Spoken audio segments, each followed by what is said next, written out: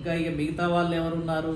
ఇక మాలాంటి వాళ్ళము మేము కాంగ్రెస్ పార్టీలో ఉన్న నాయకులు, అదేవిధంగా బీసీ సంఘాలు, సామాజిక సంస్థలు పెట్టినటువంటి నాయకులు, వీళ్ళకంటే భిన్నంగా మేమేంటిది అని అంటే మేము ఒక నిర్ణయానికి రావడం జరిగింది. మేము కాంశీరామ్ గారి భావజాలంలో పుట్టి పెరిగినటువంటి వాళ్ళము.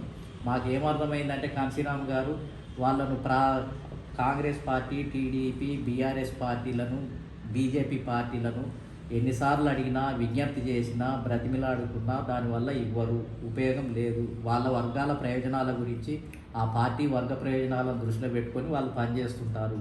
వీళ్ళకు బర్రె, గొర్రె, అదేవిధంగా కమ్యూనిటీ హాళ్ళు, లేకపోతే చిన్న చిన్న స్కాలర్షిప్లు, హాస్టళ్ళు ఇవి తప్ప అవి కూడా కొంత బడ్జెటే, అవి కూడా ఏమి ఇవ్వరు. కాబట్టి అంతా చేసిన శ్రమ అంతా వృధా. అందులో విజ్ఞప్తి చేసిందంతా కూడా ఎవరు పట్టించుకోరు, విన్నట్టుగానే వింటారు, కానీ ఎవరు దానికి కించిత్తు లాభం కూడా ఉండదు అనేది కాంశీరామ్ గారు మాకు నేర్పడం జరిగింది.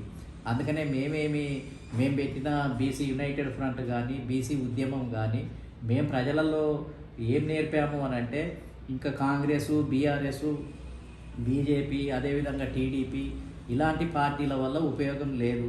వాళ్ళ వర్గ ప్రయోజనాలు, కుల ప్రయోజనాలు, ధనిక వర్గాల యొక్క ప్రయోజనాలను కాపాడుకుంటాయి. వాళ్ళే పంపిణీ చేసుకుంటారు, వాళ్ళే మంత్రివర్గంలో ఉంటారు, వాళ్ళ మాటకే విలువ ఉంటుంది, చెల్లుబాటు అవుతుంది. బీసీలంతా కూడా నిమిత్త మాత్రులు, ప్రేక్షకులు, వాళ్ళు నోరు లేని వాళ్ళుగా మార్చివేయబడ్డారు, భయానకమైన వాతావరణంలో ఉంటారు. కాబట్టి వాళ్ళ అటువంటి వాటి వల్ల ఉపయోగం లేదు. వాళ్ళ టికెట్ వాళ్ళే తెచ్చుకోలేనటువంటి పరిస్థితి. కాంగ్రెస్, బీఆర్ఎస్, బీజేపీ వీటిలో ఉన్న బీసీ నాయకులు వాళ్ళ టికెట్ వాళ్ళకే వస్తుందో రాదో తెలియనటువంటి పరిస్థితి, తెచ్చుకోలేనటువంటి పరిస్థితి. ఇంకా మిగతా బీసీ నాయకులకు ఏమి ఇప్పిస్తారు? మిగతా ముదిరాజులకి ఏమి ఇప్పిస్తారు? గౌడులకి ఏమి ఇస్తారు? యాదవులకి ఏమి ఇస్తారు? పద్మశాలిలకి ఏమి ఇప్పిస్తారు? అదేవిధంగా ఎంబీసీలకి ఏమి ఇప్పిస్తారు? సంచార బీసీ కులాలకి ఏమి ఇప్పిస్తారు? అందులో నిరంతరం పనిచేసి డబ్బు ఖర్చు పెట్టి జెండాలు మోసినటువంటి బీసీ నాయకులకే పార్టీలో 5 సంవత్సరాలు పనిచేస్తే వాళ్ళకే టికెట్ వస్తుందో రాదు అనే అయోమయంలో బతుకుతున్నటువంటి వాళ్ళు ఇంకా బీసీ సమాజానికి ఎట్లా ఇప్పించగలిగే పరిస్థితి ఉంటుంది? వాళ్ళే మినుకు అనుకుంటూ అందులో ఉన్నటువంటి పరిస్థితి. కాబట్టి ఆ వాతావరణం అక్కడ బాగలేదు. కాబట్టి వాళ్ళని నమ్ముకోవటం వల్ల కూడా, ఆయా అగ్రకుల పార్టీలను నమ్ముకోవటం వల్ల కూడా ఉపయోగం లేదు. కాబట్టి మనం బలోపేతం కావాలి, బయట బీసీ సమాజాన్ని తయారు చేయాలి, మన కాళ్ళ మీద మనం నిలబడాలి. మనం ఇంత 55% ఉన్నాము, దాంట్లో సగం ఓట్లు మనం వేసుకున్నాం.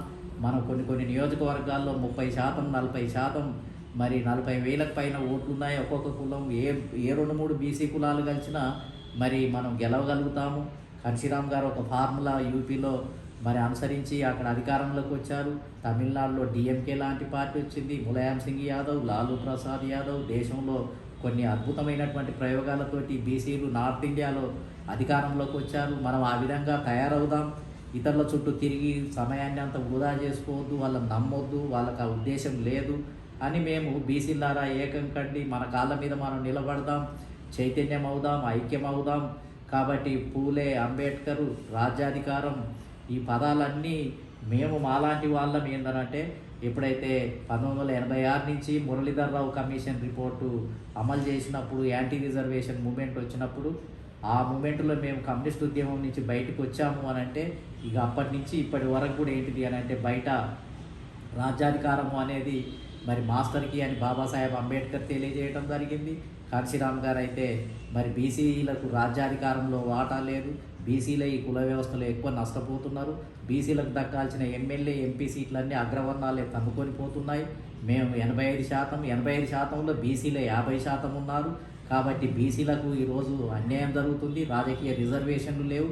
కాబట్టి ఆ పదజాలాన్ని అంతా, కాంశీరామ్ గారు చెప్పిన పదజాలాన్ని అంతా మనం స్వతంత్రంగా మనం ఒక రాజకీయ పార్టీ పెట్టుకోవడం ద్వారానే అధికారంలోకి రాగలుగుతాం అని మేము ఈ భావజాలాన్ని ప్రచారం చేస్తూ, వాళ్ళు ఎంతమంది మారిండ్రు, ఎంతమంది మారలేరు, మేము చెప్పిన ఈ 40 ఏళ్లలో మేము చేసిన ప్రయత్నాల వల్ల మరి 5% మారిండ్రా, 6% మారిండ్రా, అసలు ఎంతవరకు మారిండ్రా అనేది అది కాదు సమస్య.